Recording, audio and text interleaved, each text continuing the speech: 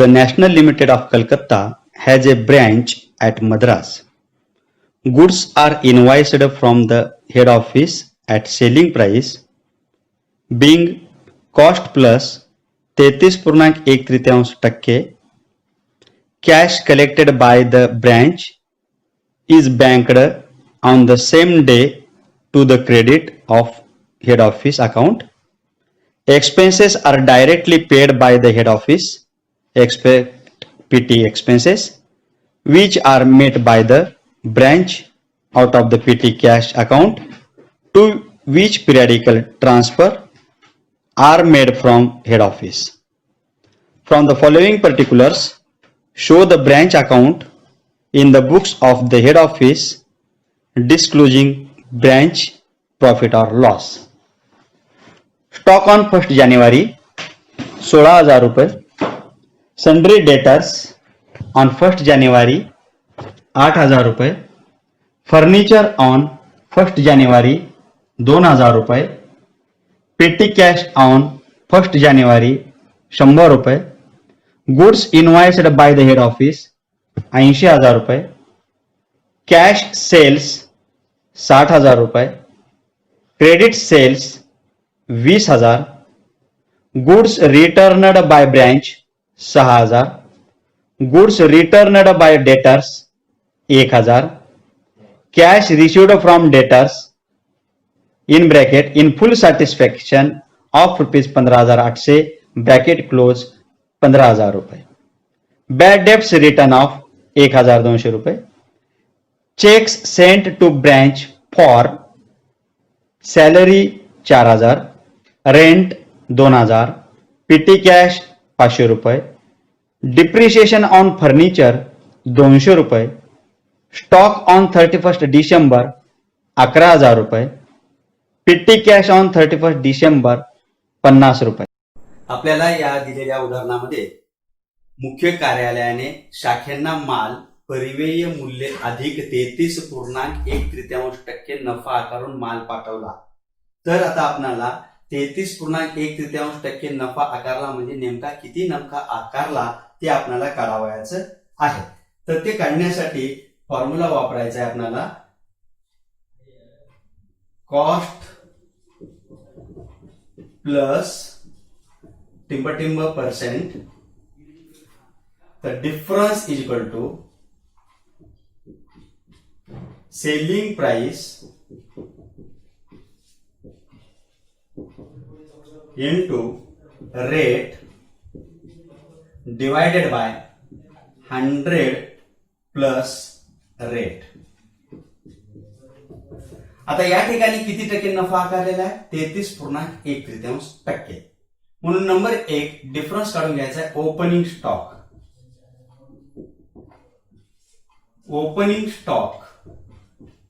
Opening stock मधला difference काढताना opening स्टॉकची सेलिंग प्राइस आहे आपली 16,000 रुपये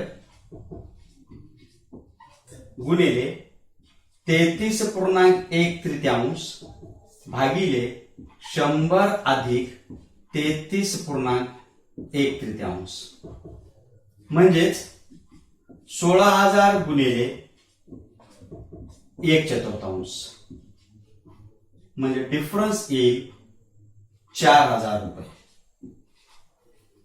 हे झाला ओपनिंग स्टॉक मधला डिफरन्स. नंबर दुसरा डिफरन्स आपल्याला काढून घ्यायचा आहे. माल कुठे आहे ते? Goods Saint.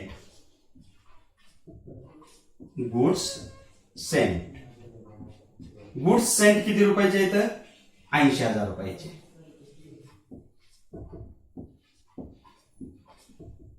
गुणिले आता पुन्हा लिहायची गरज पडणार नाही. 33.1% भागिले 100 अधिक 33.1%, म्हणजेच 33.1% भागिले 100 अधिक 33.1%, 80,000 गुणिले 33.1% भागिले 133.1%, म्हणजेच 80,000 गुणिले 1/4 बरोबर आहे 20,000 रुपये.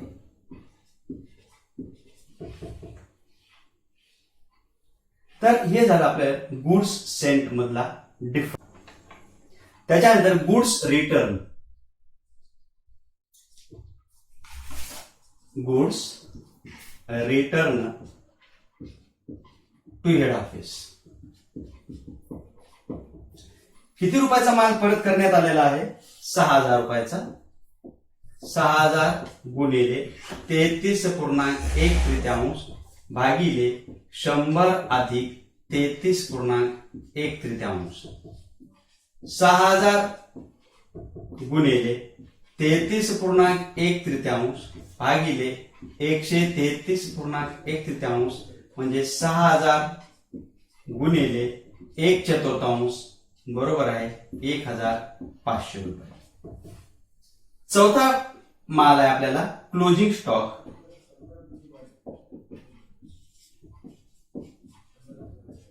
Closing stock. क्लोजिंग स्टॉक किती रुपयाचा आहे? 11,000 रुपयाचा आहे. 11,000 गुणिले 33.1 भागिले 100 अधिक 33.1. 11,000 गुणिले 33.1 भागिले 133.1 म्हणून 11,000 गुणिले 1/4 बरोबर 2,750. हे आपण पहिल्यांदा लोडिंग काढून घ्यायचं म्हणजे डिफरन्स काढून घ्यायचं. त्या प्रॉब्लेमला सुरुवात करू. हेड ऑफिसचं नाव आहे the national limited. The national limited. Branch कुठं आहे? Madras branch account.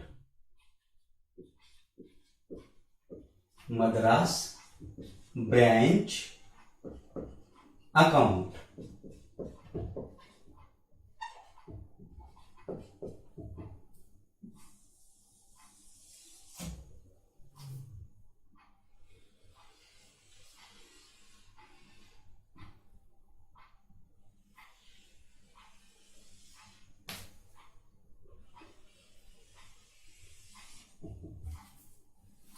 तर मग स्टॉक ऑन 1 जानेवारी 16,000 रुपये दिलेला आहे. त्याला म्हणायचं टू ओपनिंग स्टॉक.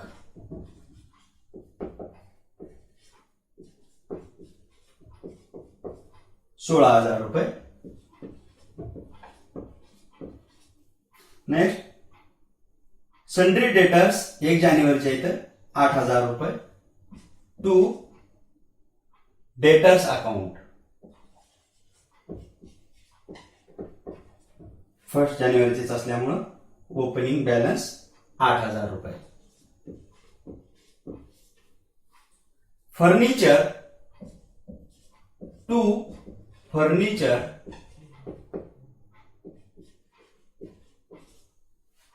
2,000 रुपये.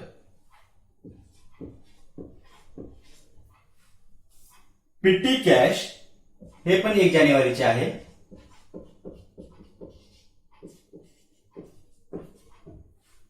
100 रुपये.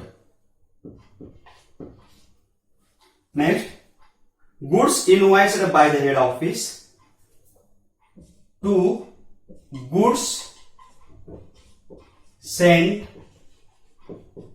To branch account. किती रुपयाचा माल पाठवला मुख्य कार्यालयाने? 80,000.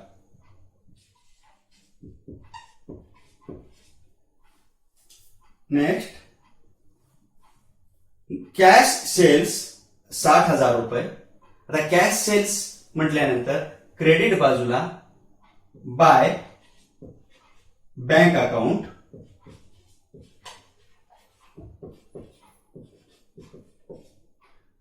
Cash cells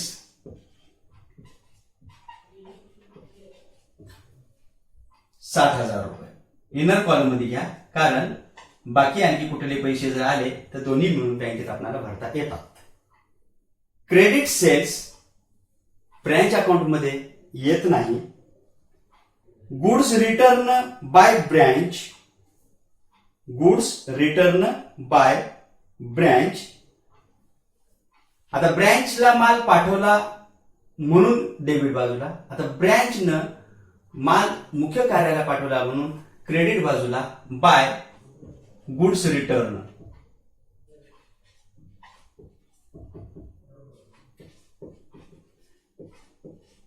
bye goods return 6,000 रुपये.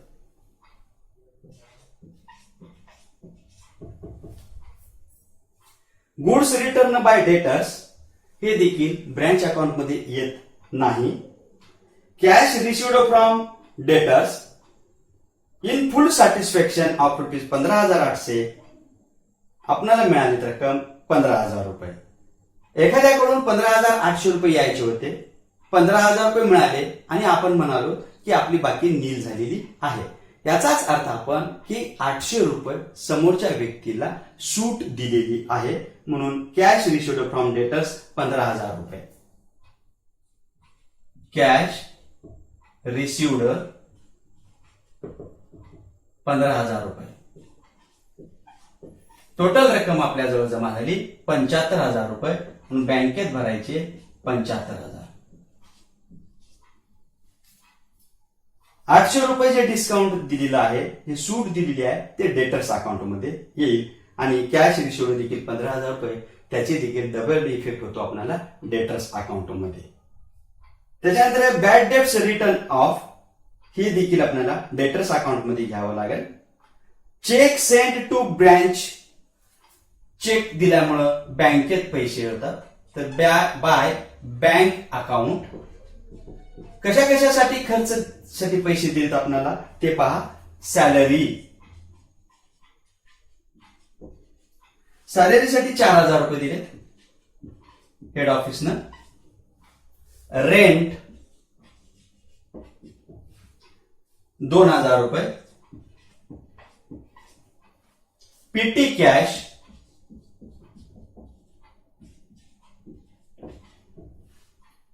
500 रुपये. डिप्रिशिएशन ऑन फर्निचर 200 रुपये. तर आता आपल्याला पहिलं फर्निचर होतं सुरुवातीला 2,000 रुपयाचं, डिप्रिशिएशन आकारलं 200 रुपयाचं, म्हणजेच आपल्याला वर्षभर वापरल्यानंतर किंवा 200 रुपयाचं डिप्रिशिएशन झाल्यानंतर बाकीचं फर्निचर आपल्याकडे शिल्लक राहते, म्हणून बाय क्लोजिंग बॅलन्स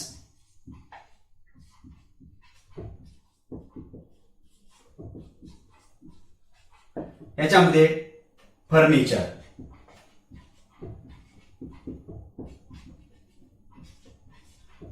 2,000 रुपयाचं फर्निचर होतं, त्याच्यापैकी 200 रुपयाचं डिप्रिशिएशन आहे, म्हणून 1,800 रुपयाचं फर्निचर आपल्याजवळ शिल्लक आहे. स्टॉक ऑन 31 डिसेंबर,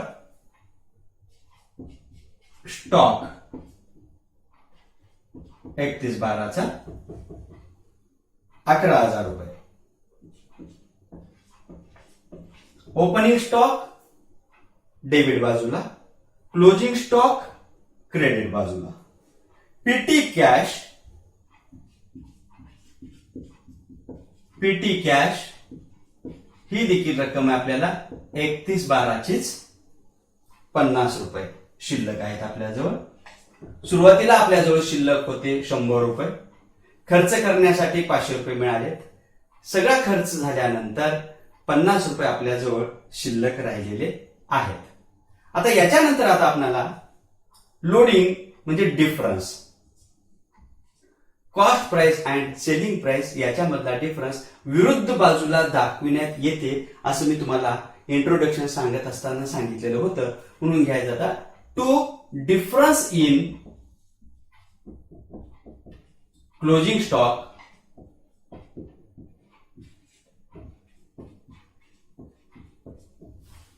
आता क्लोजिंग स्टॉक 11,000 रुपये होता, आपण डिफरन्स कॅल्क्युलेट केलाय 2,750 रुपये.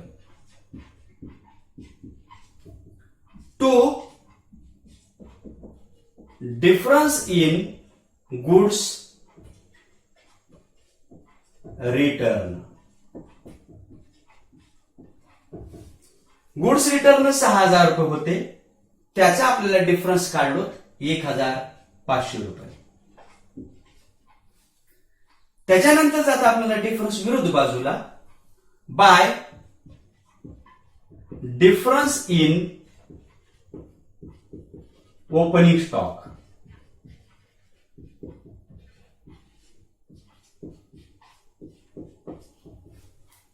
आज 16,000च्या आपण कॅल्क्युलेशन केलं होतं. किती फरक आहे? 4,000 रुपयाचं प्रॉफिट होतं त्याच्यामध्ये.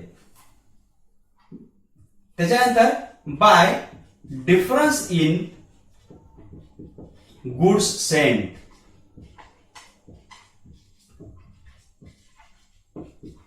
$80,000चा माल होता, त्याच्यावरचा डिफरन्स काढलाय किती रुपये? 20,000 रुपये.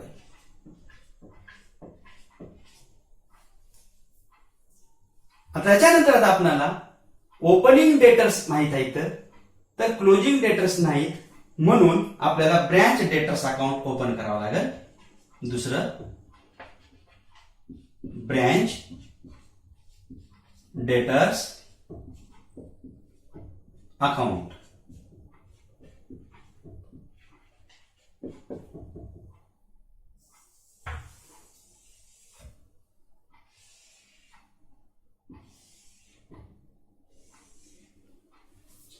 आता ओपनिंग डेटर्स किती आहेत म्हणून बघायचं तर टू ओपनिंग बॅलन्स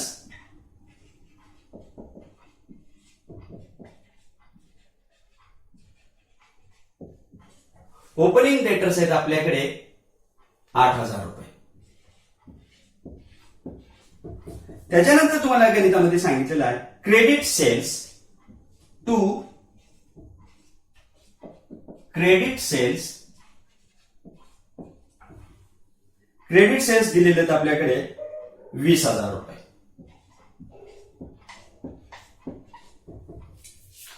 त्याच्यानंतर गुड्स रिटर्न बाय कस्टमर. तर गुड्स किती परत आले तर डेटर्स कडून बाय गुड्स रिटर्न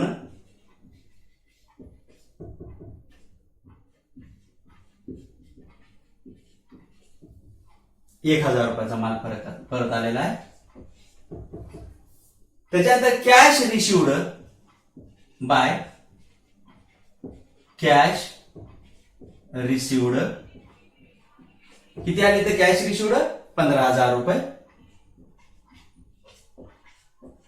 त्या ग्राहकाकडून आपल्याला किती रुपये येणं होतं? 15,800 रुपये येणं होतं. आपल्याला 15,000 रुपये मिळाले, म्हणून त्याला 800 रुपयाची आपण सूट दिली, म्हणून बाय डिस्काउंट 800 रुपये. बॅड डेट्स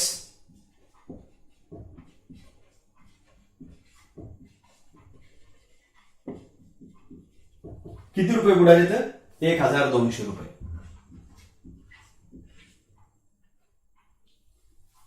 आता आपण टोटल पहा 28,000 रुपये. आता बॅलन्स जे येते त्याला क्लोजिंग बॅलन्स म्हणायचं बाय क्लोजिंग बॅलन्स.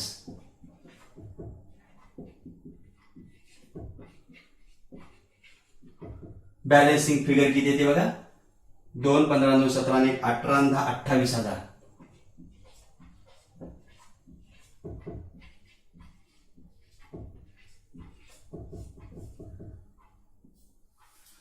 आता क्लोजिंग डेटर्स जे आहेत तर ब्रँच अकाउंटच्या क्रेडिट बाजूला डेटर्स घ्यायचे. डेटर्स 10,000 रुपये.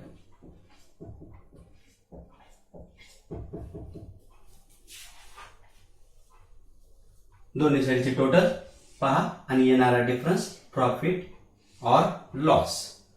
तर पहिल्यांदा ज्या साईडची बेरीज जास्त होते त्या साईडची बेरीज करून पहा. तर या ठिकाणी क्रेडिट बाजूची बेरीज जास्त दिसून येते, म्हणून 1,27,850 1,27,850 रुपये. इकडच्या साईडची बेरीज देखील 1,27,850 रुपये येण्यासाठी किती फरक पडतोय तो बघायचं. त्याला बघायचं to net profit to net profit 11,000 रुपये. Transfer to profit and loss account. Transfer to profit and loss account.